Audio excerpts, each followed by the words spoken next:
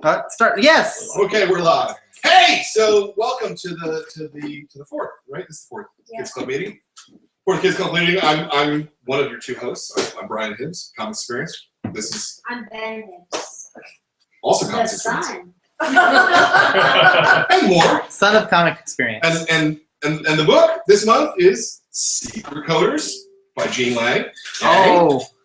He's right over there, out of camera shot. Hi. There's Gene. Hey. So we're here to support the book, talk about the book, and you have a presentation for us. I understand. I do. Do you wanna launch right into it, or? Sure.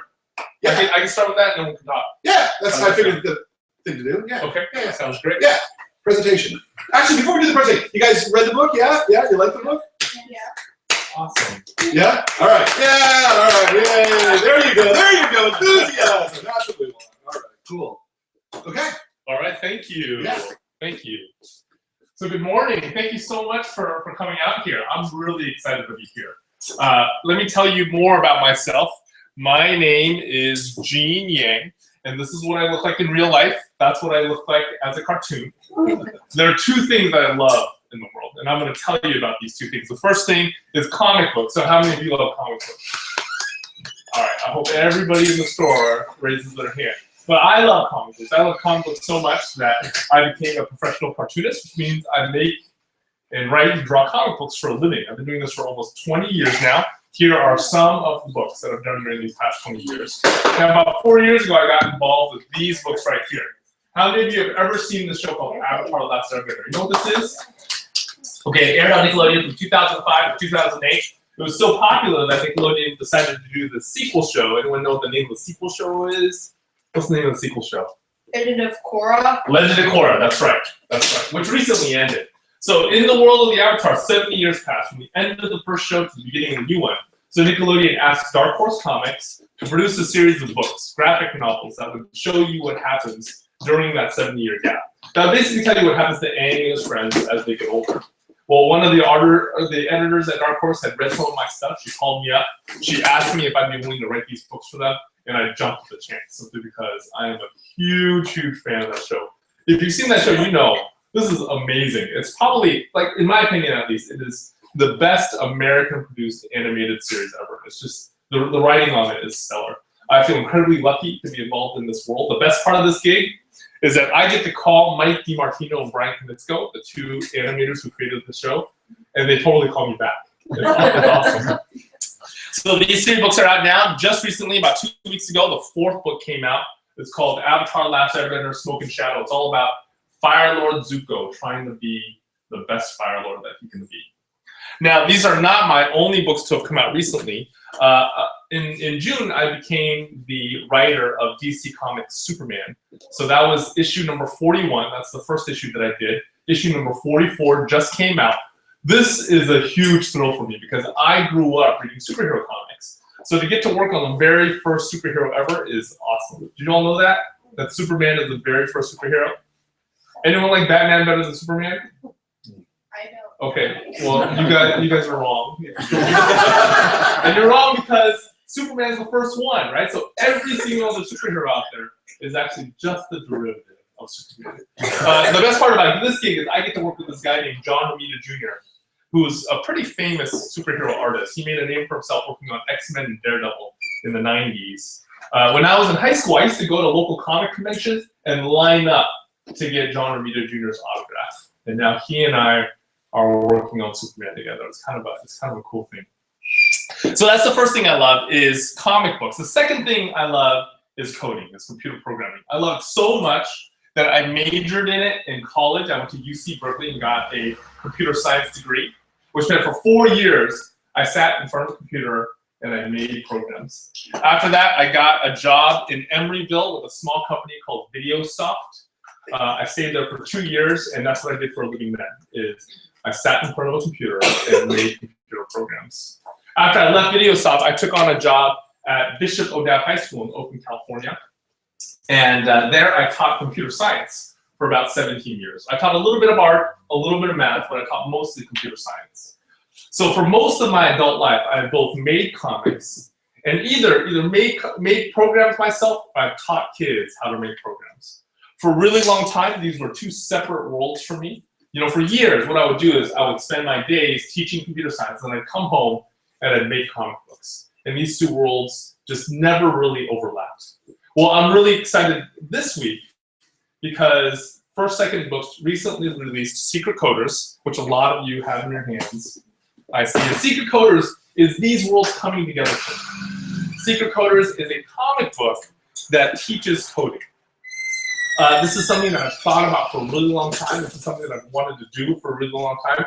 It's a joint project between me and a friend of mine named Mike Holmes. So there's Cartoon Mike. We put a cat on his shoulder because he loves cats. Mike has this really fluffy beard that I'm actually kind of jealous of because I can't grow a beard like that. But he's also a really talented cartoonist. Before working with me, he worked with Bravest Warriors. Have you all heard of that show? Okay, you've all heard of Adventure Time, right? So the creator of Adventure Time also created a show called Bravest Warriors, which is web only. And Mike was on that. He did a lot of character designs for that show. He also worked on the comic that is based on Bravest Warriors. And he actually left the Bravest Warriors gig to come work on Secret Coders. I feel really, really lucky to be working with him because he's so talented. His work has this like real Saturday morning energy, which I think is amazing. Now, what Mike and I, the way we pitch our book is we tell people that it is a lot like Harry Potter. So you've all read Harry Potter, you know how it goes. In Harry Potter, a group of kids find the secret school that teaches magic, and then they learn magic and become wizards. Our book is kind of like that. A group of kids find this secret school, but the secret school, instead of teaching magic, teaches coding, and then they become coders. If you've read Harry Potter, you know Harry Potter actually has this problem. And the problem is that, you know, you read about these kids learning magic and becoming wizards. When you go home and you try out the same things, you don't get to be a wizard. But our book does not have that problem. In our book, you read about these kids becoming coders. If you go home and you try the same things, you also get to be a coder. Our three main characters are 7th graders, Hopper, Annie, and Josh. They're 3 friends. I'm going to tell you a little bit about how I came up with each of these characters. What I like to do is I like to have a real-world inspiration for every character in my book. For Hopper, the main character, the inspiration is one of the most famous coders in the history of computer science, a woman by the name of Grace Murray Hopper. Grace Hopper was a rear admiral for the United States Navy, and she fundamentally changed the way human beings code. She fundamentally changed the way we put together computer programs. I'm going to tell you a little bit about what she did later. But it was really important for me to have a young woman as my main character because historically, a lot of people don't know this, but historically, coding has been seen as a woman's profession. In the very early days of computer science, all of the prominent coders were all women. In fact, the very first programmer in the entire world was a woman by the name of Ada Lovelace. She was an English mathematician. Now, it wasn't for very good reasons that this was the case. It was because in the olden days, for computer, people used to think that the hardware was the important part. So the men got to work on the hardware. And the software was not as important, so the women worked on that. Nowadays, we know that the software is as important, if not more important, than the hardware. But the result of this was that, you know, early on, a lot of the fundamental building blocks of what we think of now as computer coding were created by women. And Grace Murray Hopper was one of the most prominent. Hopper's best friend is a kid named Annie, and Annie is really good at 2 things. He's really good at basketball, and he's really good at coding. Annie also has a real-world inspiration. He was inspired by this guy right here. You all know who this is? Any basketball fans? You guys know who this is? Do you know who that is? Remember his name? He looks super familiar, right? He's one of the best basketball players on the planet right now. His name is Chris Bosh. He plays for the Miami Heat. He is a 2-time NBA champion. He used to play with this guy named LeBron James, who supposedly was also pretty good. Now, Chris Bosh, one of the best players in the NBA right now. A lot of people don't know this. Even basketball players don't know this. Even basketball fans don't know this. Chris Bosh isn't just a great basketball player. He is also a straight-up nerd. His mom was a systems analyst. His dad was an engineer. In high school, he wasn't just on the varsity basketball team. He was also in his school's National Honor Society and a part of his school's athletics club. In college, he entered college intending to major in computer imaging and graphic design. But then he got so good at basketball that he left for the NBA. Even now, even with his NBA millions, he still invests a ton of money in tech startups. And he does that because he loves programming, he loves coding, he loves computers. A lot of people think of athletics and academics or sports and coding or sports and math as these two separate realms. But there are plenty of people who are able to balance both. Plenty of people who are able to be good at both. People like Christoph, and people like my character Annie. So the last of my main characters is a kid named Josh. Josh is also based on a real world person. Now in the first book, Josh is kind of a jerk. He's kind of mean to Hopper and Annie. And then as the story progresses in the future volumes, they actually become really good friends. Josh is based on a real world jerk that I know. My brother-in-law, Louis. Louis and I are actually good friends, but he constantly makes fun of me, which is why I wanted to make a character based off of him. He's not a coder. He's actually a surgeon, but he loves computers. What he does is he spends his days opening up patients and working on them. And he goes home and he opens up his computer and he works on it. I'm not totally sure why he didn't become a coder, but he does make a pretty good living as a surgeon. Louis also has the pointiest nose of any Asian guy I know. So I wanted to make a character who was a pointy-nosed Asian. Like I said before, Secret Coders is all about computer programming, and that's what I want to talk to you all about today. I'm going to start with this question. What exactly is computer programming? Now, there are two words in this phrase, computer programming. We're going to talk about each of them. We'll start with computer.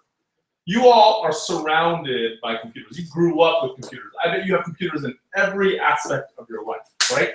Computers nowadays come in all sorts of different shapes and sizes. We have laptops, and we have smartphones, and we have game systems. Any other examples of computers in your life right now? What do you got? Go ahead. A watch. You have a smartwatch? Not a smartwatch, but well. Okay, so some watches are definitely. Watch, not an analog watch. Okay, you have a digital watch, and that's most likely a computer. That's true. Any other examples of computers in your lives? Go ahead. Modems. Modems might be. They might be computers. Yeah. Not very. Any other examples?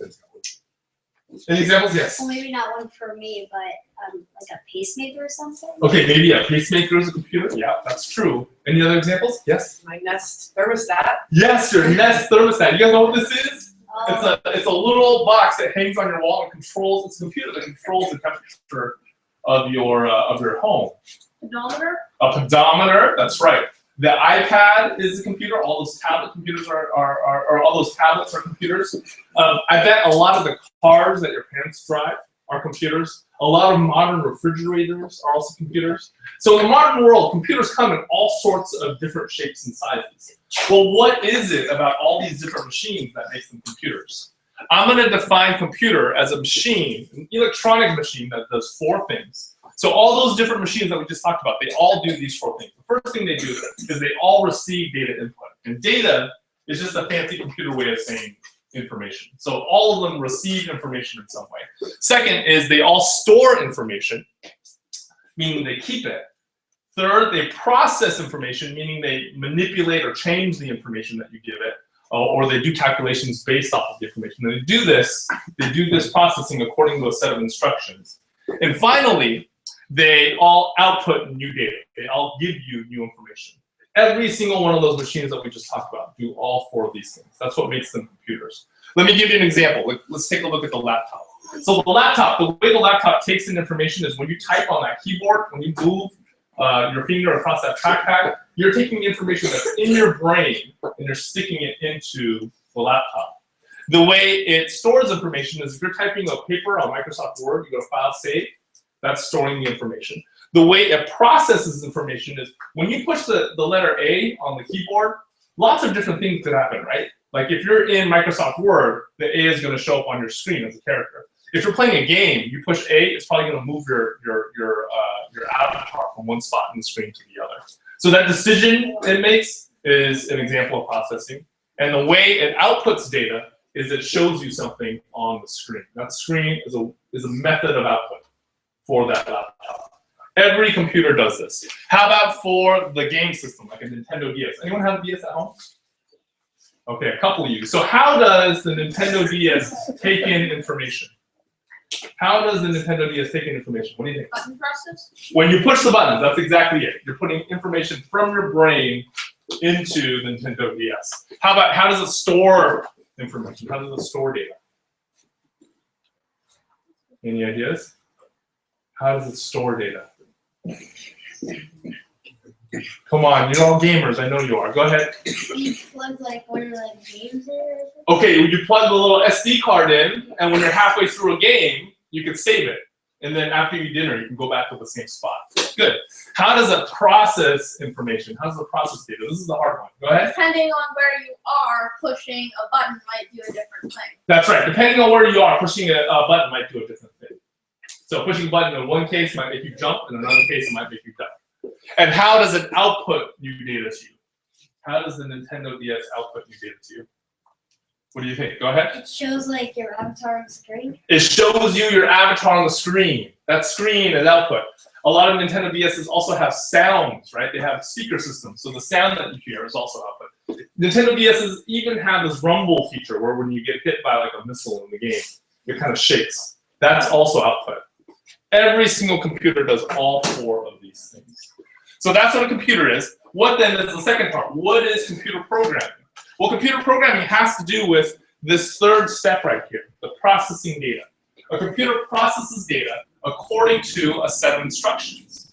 So all programming is, it's writing a list of instructions for a computer to follow. That's it. You're writing a list of instructions for a computer to follow. The process of programming goes like this. So usually a coder will take some kind of idea, and sometimes it's her own idea, sometimes it's her boss's, and she'll translate that idea into a list of instructions for a computer to follow. Yes? This reminds me of something at my school. Uh-huh. My math teacher, she runs a robotics club. That's and like awesome. half of it is you get to build your robot out of Legos, and the other half is someone needs to write the code to make the robot move. Yeah, and when they're writing code to make the robot move, they're just writing instructions. That's all it is, right? So that's the process. The process is idea through the coder into a list of instructions into the computer. But there is a problem with the process. And the problem is that the coder usually speaks English or some kind of human language, and the computer does not. The computer usually speaks in ones and zeros. So then what do you write that list of instructions in? What language do you use for that list of instructions? In the early days of computer programming, essentially what people did was write that list of instructions in ones and zeros. That's what they did. Can you imagine doing that? Can you imagine writing a list of instructions and all you get to use is ones and zeros? 0, 1, 1, 1, 0, 0, 1, 0. It was terrible. It was a horrible, horrible job. Then Grace Hopper came along. Remember her? Here's how she fundamentally changed the way we make computer programs. Here's how she fundamentally changed coding. She came up with a brand new process. So you still have an idea. The coder still translates that idea into a list of instructions. But now, instead of translating it into a list of instructions written in ones and zeros, the coder translates it into a list of instructions written in an English-like language. Not English, but something English-like enough that a human being can read and understand it. Then that list of instructions goes through what's called a compiler or an interpreter. And this is a piece of software that Grace Hopper came up with. This piece of software translates the list of instructions written in an English-like language into a list of instructions written in ones and zeros, meant for a computer. So what that means is, in this new process, both the coder and the computer are working in a language that they are comfortable with. Both of them are happy, right? This innovation of the compiler, the interpreter, allowed human beings to create much more complex code and allowed us to create computer applications way faster. And that's why Grace Hopper is so important to computer science. So let me talk about these two lists of instructions for a little bit. The first one we usually call source code. That's the one that's written in a language that human beings can read. The second one is called object code. When you buy a program, you are actually buying the object code. So when you buy Microsoft Word from Best Buy, when you download a game, when you download something on your iPhone, you're downloading object code. Any ideas on how you can get to the source code? Let's say you want to see the source code of Super Smash Bros. How would you do it? What do you think? You'd probably have to somehow get it on the computer. Yeah, how would you get it on the computer though? How would you get it on the computer? It's kind of a trick question that I just asked you. There are actually only two ways of seeing the source code of Super Smash Bros. Number one is you go and get a job at Nintendo, and then you get hired and you get put onto the Super Smash Bros. Team. The second way you do it is you dress up like a ninja and you break into the Nintendo offices, and then you go and look for the code. Companies take really good care of their source code. They usually don't want anybody to see it. Why? Why do you think that is? Why? Because then it could be altered and copied like a standalone game. That's right. Then it could be altered and copied. If you got the code for Super Smash Brothers, you could make like Super Smush Brothers and compete against Nintendo, right? Nintendo does not want that. So what coders create is actually intensely valuable. If you follow the news that comes out of the computer industry, every now and then source code will leak, and it is a huge deal. Like sometimes there are lawsuits involved. Sometimes even jail time. It's a really big deal. What coders create is intensely valuable. Let's talk a little bit about the object code. I told you it's in ones and zeros. This language of ones and zeros is sometimes called binary. It's called binary because bi means two, like a bicycle has two wheels. Binary has only two values, zeros and ones. Anyone know how to read binary? Those of you who read my book should know how to read binary. But I'm going to teach the rest of you how to read binary. Everybody in the store is gonna know how to read binary by the time we're done. Okay? So let me show you how binary works. I'll give you a couple of examples. Anyone know what 0101 means in binary? What does 0101 mean in binary? You remember this? Those of you who read the book, do you remember this? No? What's it mean? Go. It means 5. That's right. Awesome. 5. So is that weird? Those of you who don't know binary, does that seem weird? How about 1000? That in normal human speak means 1,000. What does it mean in binary? Go ahead, young man in the red. 8. That's right. And 1100 means 12 in binary. Those of you who don't understand binary are probably thinking, what is going on? Like I said, by the end of my presentation, you will all understand this. Now, this is something I cover in the book. There's a scene where I have this little bird, and in the book, they're called binary birds. This bird sees a 7-shaped earring on one of my characters' ears. Hopper wears these 7-shaped earrings because she's a basketball player and that's her jersey number. And after the bird sees the 7-shaped earring, it does this. It opens 3 eyes. Hopper's freaked out by it. So she asks her friend Annie, and Annie tells her, these birds are robots and their eyes display binary numbers. And Hopper says, what are you talking about? And he explains, binary is how computers store numbers. Binary actually isn't just how computers store numbers. Binary is how computers store everything. Every color you see on the screen, every letter that you read on the webpage, it's all stored as binary deep inside. Every computer has these, they're like switches that can be on or off. A number is stored as a sequence of on and off switches, or in the bird's case, open and closed eyes. Hopper says, you make no sense. And Annie says, take these 7 pennies. Let's play a game. I'm going to draw the board right here. You always carry pennies and chalk in your pocket? Shh, I'm concentrating on my drawing. Now look, I've got 4 columns of boxes here. The first column has 8 boxes, and then 4, and then 2, and then 1. Now, the game that they're playing in the book, we are going to play right now. Okay, so pay attention. I'm going to give you the rules right here. I want you to fit all 7 of those pennies into these boxes, but there's a catch. When you're done, every column has to be either completely full or completely empty. No half-filled columns. And there is only one solution. Does that make sense? Does that make sense? All right, let's try playing this game. Let me show you what I got here. I have on this table a worksheet that you can actually download if you want from my website, secret-coders.com. But it's the same board that Annie draws in the story. Now, I have 7 pennies there. Does anyone think you could fit those 7 pennies into those columns? No half-filled columns at the end. You want to try? Go ahead. What's your name? Anena. Okay, go ahead. Give it a shot, Anena. So the rest of you can see what she comes up with.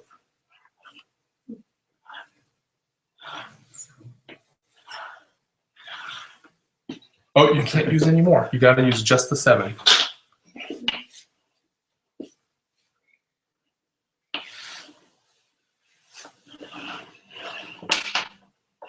All right, let's give Anina a hand. Okay, let's take a look at her solution here. Did she do it right? Are there any half-filled columns? No. No half-filled columns. They're either all completely full or completely empty. Now, in binary, every empty column represents a 0. Every full column represents a 1, which means 7 in binary is 0, 1, 1, 1. Does that make sense? 0, 1, 1, 1. All right, let's try a different number. I'm gonna put up 3 more, so now we have a 10. We have 10 pennies. Anyone want to give this a try with 10? Go ahead. What's your name? CJ. CJ. Okay, let's see what CJ does with 10 pennies.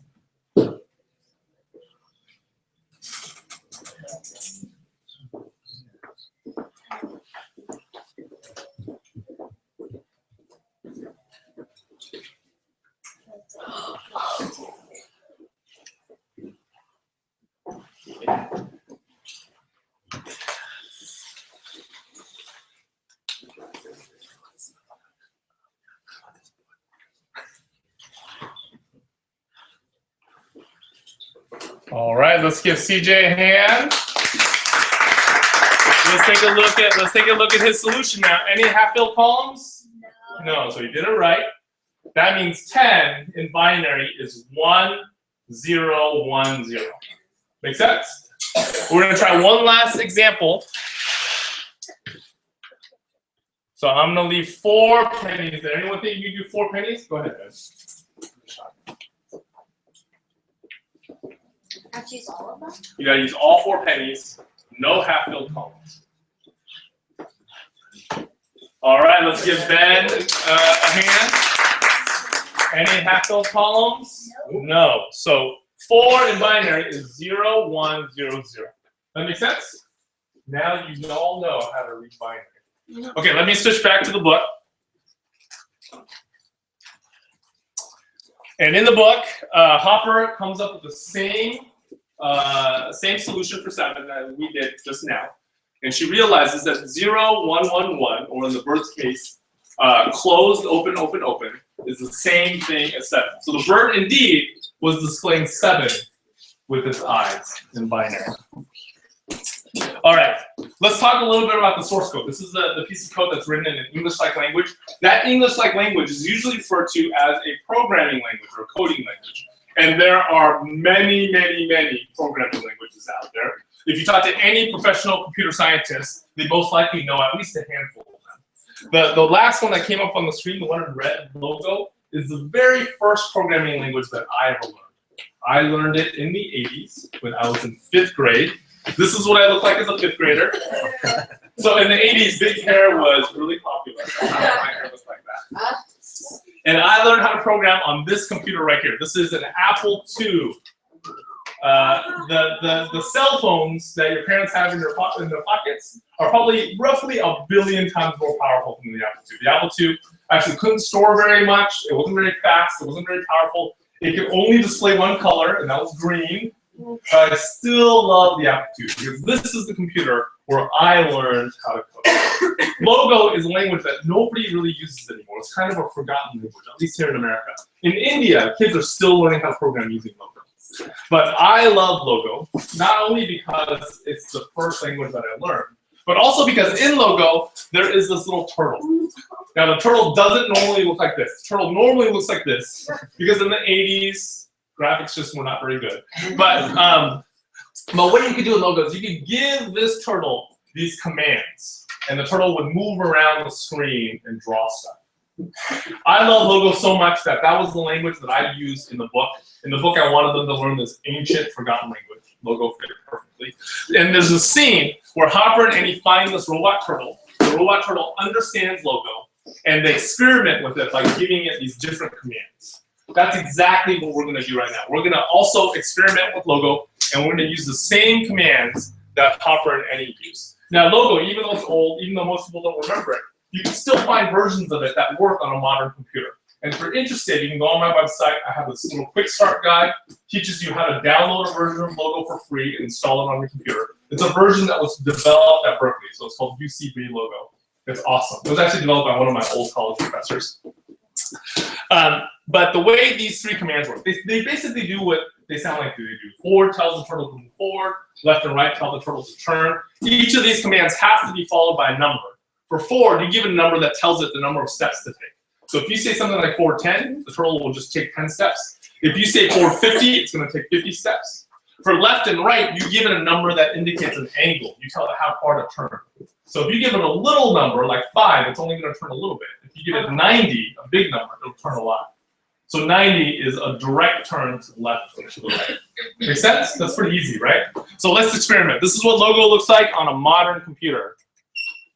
Yeah, that little question mark. I don't know if you can see it. There's a little question mark there. Yeah, what's your question? It's 90 to the right or to the left because 90 is a right angle. That's right. Exactly. Exactly. So I'm going to type in forward 100, and when I hit return, can you see that from where you're sitting? There's a little turtle. It moved forward 100, so it left a line that was 100 steps long, 100 pixels long. Now let's say I want to make that line into a square. What would my next line of code be? What would it be? The next line of code. Let's not do the repeat. You're skipping ahead. That's awesome, though. Good. Do that. Awesome. Left 90. Let's do that. Okay, so I'm going to type in left 90. And then, what's the next line? I want to make a square. Forward 100. Forward 100. Awesome. Forward 100. And the next line after that, we're making a square. We're making a square. Go ahead. No, I don't know. Okay, what is it? Go ahead. Left 90. Left 90. Awesome. I think you're going to grow up to be the next Bill Gates. Go ahead. Forward 100. Forward 100. Good. And then Left 90. left 90, and then Forward 100. forward 100, and there we have a square. Pretty awesome. Okay, now notice when we made that square, we actually ended up typing the same code over and over again. We went left 90, forward 100, left 90, forward 100. Anytime you do that in programming, there's an easier way of doing things. Always. There's always an easier way of doing things. And in Logo, the easier way of doing things is using what's called a repeat command. So what I'm going to do is I'm going to do the exact same thing I just did, but with just one line using a repeat command. In addition, every single one of those commands that we just used, forward, left, and right, has a shortcut version. So you actually don't have to type in the entire word forward. You can just type in FD, and it'll do the same thing. Instead of left, you can type in LT. Instead of right, you can type in RT. Okay, I'm going to start with the CS, which stands for clear screen. So that resets my screen. And then I'm going to type in repeat for forward 100, left 90. You see that? One line, I hit return, and it does the exact same thing. Cool. Now watch this. I'm going to give you an even harder piece of code. I want you to see if you can figure out what it's going to do. It's going to have 2 repeats in it. So I'm going to say repeat 36, repeat 4, forward 100, left 90, left 10. Any of you guys know what that's going to do? Repeat 36 and then repeat 4. What do you think? What do you think that's going to do? What do you think?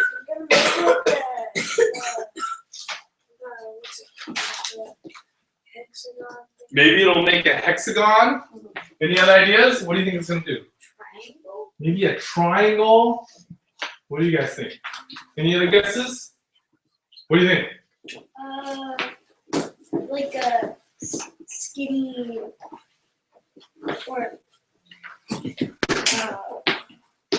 a rectangle. Maybe a rectangle, like a really skinny square, which is a rectangle. Go ahead. A star, maybe? Maybe a star. Any other ideas? One more guess. What do you think? Oh, wait, oh. Okay, let me show you. Let me show you what it is. I'm gonna hit return. Ready? Ready for this? Cool. That's what it does. So what is that? What exactly did it just do? So what do you say? Star. It kind of looks like a star. Now what that is it's 36 squares arranged in the circle. They're 10 degrees each. So the turtle turns 10 degrees before it draws each square. Make sense? So now sorry, repeat 36, repeat 4. Repeat 4 drew the square. Repeat 36 made it do 36 times. Go ahead. It looks like a wheel. It looks kind of like a wheel, right? It looks kind of like a wheel. Now watch this. One more thing. So I'm going to say repeat 36, repeat 4. I'm going to do the exact same thing I just did, but with one small difference. And the difference is I'm going to end with a command called setPC random 15. setPC is short for set pen color. Random 15 means pick a random number between 0 and 15. So what this does is it tells the computer to set it to a random color chosen between 15 colors. What do you think is going to show up on the screen now? Green. You think it's going to be green? What do you think? Red. Red. What do you think? Blue. Blue. Rainbow. What do you think? Rainbow. Brian says rainbow. I'm What? pretty sure only Apple 2 has logo on it. That could be any color. Yes. So you think it's gonna be green? Watch that. Can you see it? Can you see it? It actually does it, but it switches pen colors every single time it draws a square. That makes sense. Make sense? Yeah. It switches to a random number every time it draws a square. So Brian was right. Yeah, Brian was totally right. Brian was awesome. Yeah. I think Brian might be a coder in addition to being a No, comic not at all. It looks like a spider graph to me. So that's why I fell in love with coding. It's because I realized in that logo class that coding was a way of making art, right? Coding was a way of making art. And to be honest, coding is a very powerful thing for you to learn, regardless of what you want to become as an adult. If you want to become a coder, or if you want to become a lawyer, or if you want to become a doctor, or a teacher, or an artist, or a writer, every single thing you do, coding is going to help you be a little bit better at that in some way. I guarantee you. So if you haven't taken some kind of a coding class, I would totally encourage you to do it. It's such a powerful, powerful, and fun thing for you. So at this point, are there any questions that I can answer for you about anything? There's actually a question I really want one of you guys to ask me about binary numbers. Go ahead. What is the question? Because I'll ask it. No. Go ahead. Some kind of like alphabet binary. Okay, that's a great question. Can you make some kind of an alphabet with binary? Like I said, every single thing that's stored by the computer is stored in zeros and ones. It's stored in binary. And we only talked about how to translate numbers in the binary. So how do you translate letters in the binary? Well, the answer is what the computer does is it takes the number and it translates it into, it takes the letter, translates it into a number, and then it translates that number into binary. So for instance, the letter A, a capital A, gets translated into 65, which is 1000001 in binary. Make sense? There's another question. Yes? Are the number of squares in the columns always the same? Are the number, okay, that's kind of the question I wanted. Okay, are the number of squares in each column always the same? Now, so the corollary to that is right now, if you take a look at this chart, there are only 15 squares total, right? So the biggest number that you can display with 15 columns, I'm sorry, with 4 columns is 15. That's as much as you can do with 4 columns. So what if you want to do a number that's bigger than 15? Well, the answer is you can actually add more columns this way. You can actually add more columns to the left. Any ideas what the next column is going to be? How many squares are going to be in the next column? What do you think? Well, I've noticed that each one adds up. Well, the first one adds up by 1, but from then on it adds up by 2. So 8 plus 2 is 10. 10, not quite. That's close. Go ahead. What do you think the next column is going to be? 16. How'd you figure that out? How'd you figure out 16? How'd you figure out 16? Yes, it doubles itself every time. So you were close. You see that? So right now the biggest column is 8. So if you were to add 1 to the left, it would be 16, and then 34, and then 32, and then 64. So it can add as many columns as you want to the left. So that answer your question? So they can get as big as you want. Now, typically, what the computer will do is each of these columns represents what's called a bit. Have you heard that term? So each of these is a bit, and 8 of those columns is going to be a byte. Normally, the computer stores things in units of 8 columns, in units of bytes. So you hear the terms megabyte, that's like roughly 1 million bytes, or 8 million bits. A gigabyte is like 1,000 megabytes. That's what they're talking about. They're talking about these columns. Any other questions? Go ahead. Do the columns go on forever like numbers? Well, the columns don't go on forever because it depends on the size of your memory, right? So if you buy a computer with a good sized hard drive, that's a whole lot of columns for you to work with. Definitely. Yeah, but it's not infinite. No, they haven't yet invented an infinite hard But drive. normal If you do, you will be very rich. Go ahead. these days use binary. Every computer uses binary. Every computer uses binary. So my phone. Your phone uses binary. You have a phone? Yeah. Wow, I'm a little bit jealous. Okay. Any other questions about anything? Computers or comics or anything? Okay, awesome. Well, let me end with this. So, if you go on my website, like I said, I'll get there's a list of instructions on how to start up with logo in case you're interested in programming with logo. Totally free. I'm also running an art contest. So if you create a piece of art that's awesome using logo, you can send it to me, and if yours is the best in the month, I will send you one of these things. This is a little 3D printed little guy, a little 3D printed robot turtle. That is You can actually also make your own 3D printed robot turtle if you have access to a 3D printer. I have an STL file that you can download from secret-coders.com. Do you have a 3D printer? I do have a 3D printer. I'm so much more jealous than you are. That might be true. That might be true. Yeah, I do have a 3D printer. All right. Does the robot actually move? It doesn't. It's just a figure. It's just the plastic figure. But you can print your own. If you have access to a 3D printer at like your local library or at a makerspace or at your school, you can print one up yourself. Go ahead. How big is it? The little robot turtle, it's about this big. Oh. It's not gigantic. Were you expecting it to be this big? I'm working on that one. It's right now. It's just this big. Yeah, no. The robot turtle is just about this big. It's just a little action figure. All right, thank you. Thank you so much for being here. This was great. You guys, How are you on time? It's like 10 something. We have like 15 minutes. Yeah. 15 minutes. Okay. 10 So let's do. We got a couple questions. I think. oh, okay, sure. You Oh, wanna- okay, great. We'll Yeah. sit. We'll do a little thing here.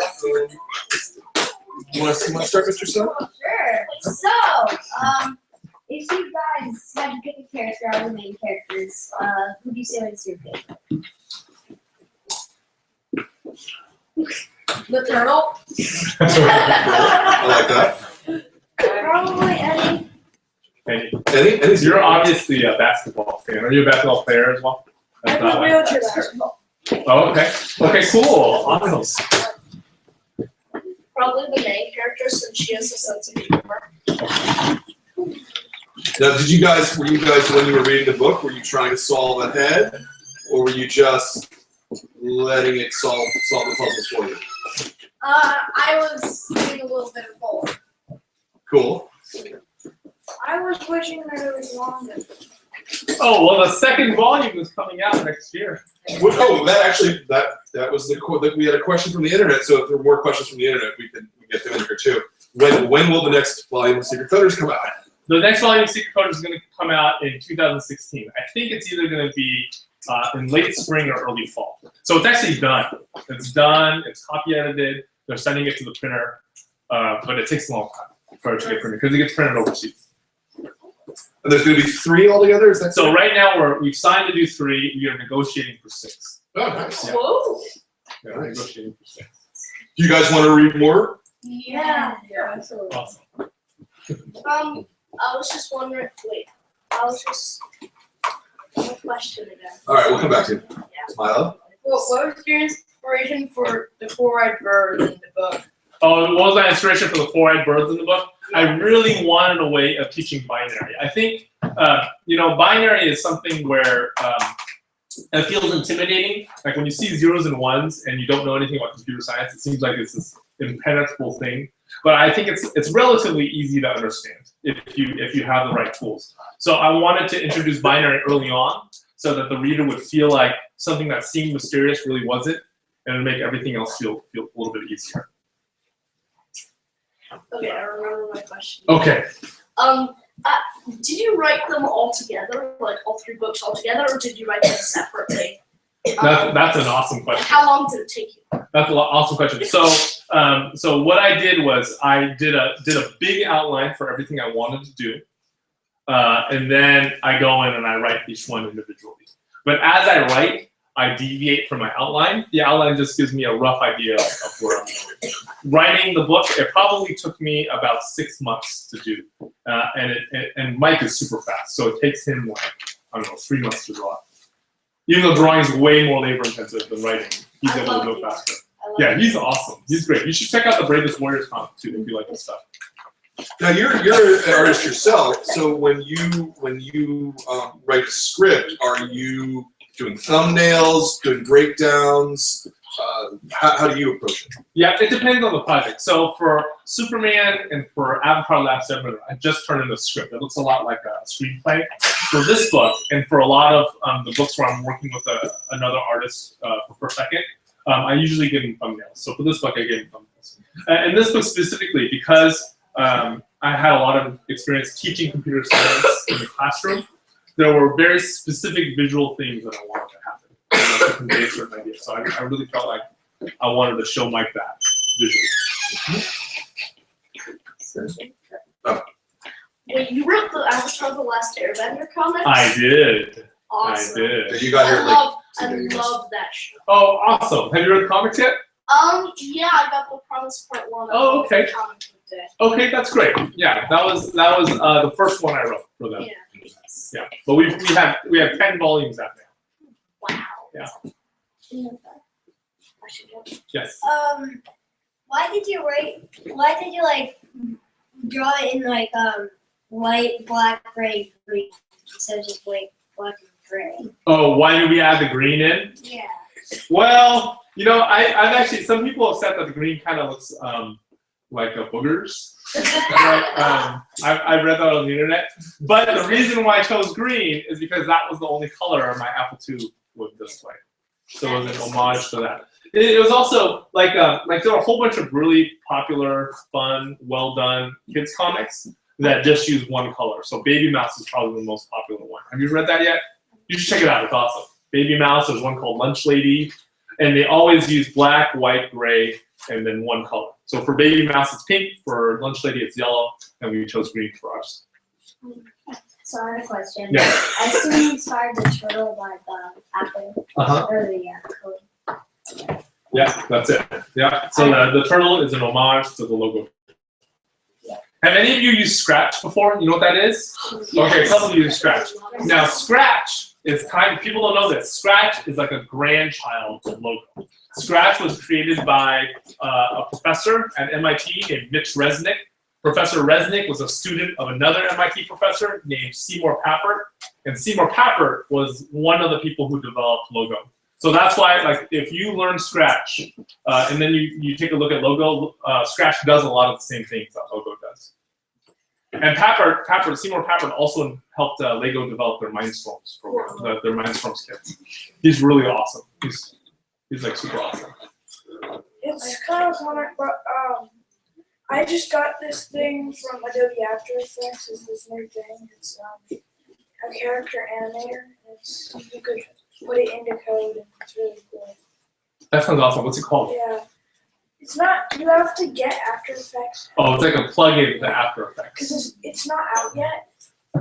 It's not out Oh, yet, so but you just get After Effects. It's called Adobe Character Animator.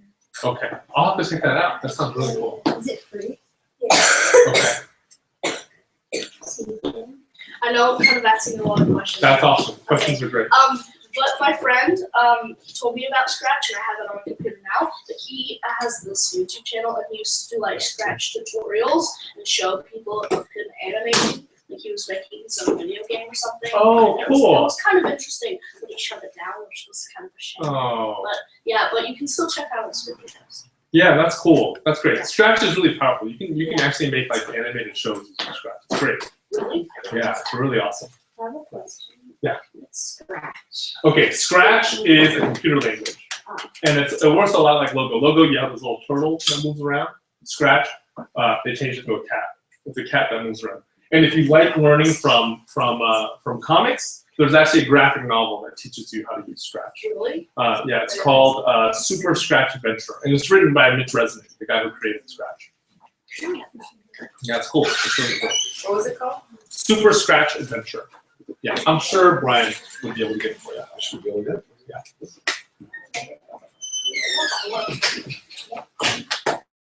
For some reason, I just don't know why I have 5 Scratch accounts.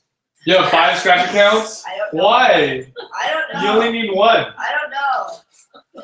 So you know what you should do with 5 Scratch accounts? Is you should use each account for a different kind of Scratch program. So in 1, you do Scratch programs that are just movies. In 1, you do Scratch programs that are just games. You know what I mean? In 1, you do Scratch programs that are just like math applications. That's what you should do. I also have a YouTube channel, but I do use this other. Wait, how old are you? You have like a smartphone and a YouTube channel? I'm 12. Wow. 12. I need a smartphone because I take the bus alone a lot. Oh, my mom I see, I needs see. to see. My mom needs to see Your mom needs to know But, where you but are. on the other side, my I have a YouTube channel, but I use this different editing program that makes movies, like stop motion animations, and like after that, you can use like After Effects to draw on the screen. Oh, It's kind of cool. really cool. It's kind of like Scratch. So like if I'm doing like something with a Star Wars character and I don't have to use a lightsaber. I can just draw a lightsaber on the screen. To make it move. Wow, that's cool. That's Yeah. great. That's an After Effects, you said? It's like a draw thing. You can go frame by frame and draw something on Okay. the screen. Okay. Like it. I don't know. That's awesome. Yeah. Do you recommend any good beginner programming courses? Do I recommend any good beginner programming courses? There is something called code.org, which actually Chris Box is kind of involved in. Okay. And they have links to programming courses. I know there's also an organization based out of Marin called MD Gate, and they run beginner programming courses.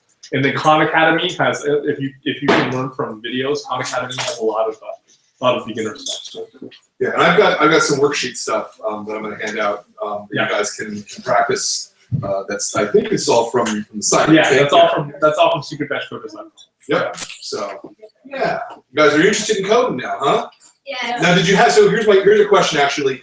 Were you interested in coding before you read the book, or did reading the book make you go, "Oh, this sounds interesting"? I've actually started a little bit of coding for the book. Okay. And a little bit. All right. Anyone else? What? Well, does video game coding count? Yes, Sure. it does. Well, I did it. I've done a little video game coding. Nice. Awesome. Yeah, man. Our school did Khan Academy. Oh, they did. What language? Do you remember what you guys learned about? So that education is really. Yeah, that's cool.